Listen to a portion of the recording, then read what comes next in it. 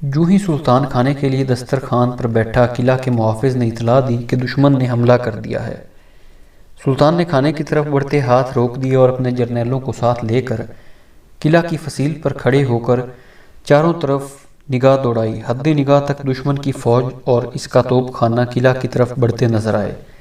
سلطان نے قلعہ کے محافظ کو ضروری ہدایات دیں اور اپنے جانثاروں کے ساتھ قلعہ کے پچھلے دروازے سے باہر نکل کر دشمن پر ٹوٹ پڑا۔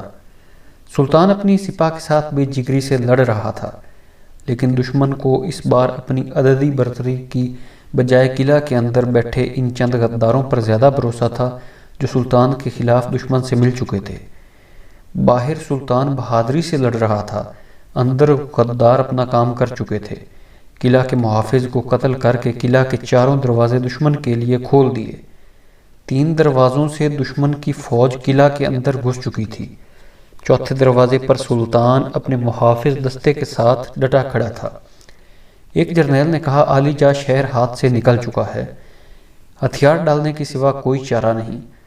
تو سلطان نے تاریخی جملہ کہا، بہادروں کے لیے عزت کی موت کا راستہ ہمیشہ کھلا رہتا ہے۔ میں گیدڑ کی 100 سال کی زندگی سے شیر کی 1 دن کی زندگی بہتر سمجھتا ہوں۔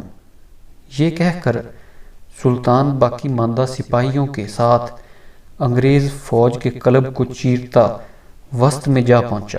سلطان جدھر رخ کرتا انگریز بھاگ نکلتے۔ آخر دشمن نے چاروں طرف سے گولیوں کی بوچھاڑ کی۔ شیر محصور گھوڑے سے نیچے گرا۔ سلطان کی روح اس طرح جسم سے جدا ہوئی کہ سلطان کے دونوں ہاتھ تلوار کے دستے پر تھے۔ انگریز جرنیل نے سلطان کی لاش پر کھڑا ہو کر کہا، آج سے ہندوستان ہمارا ہے۔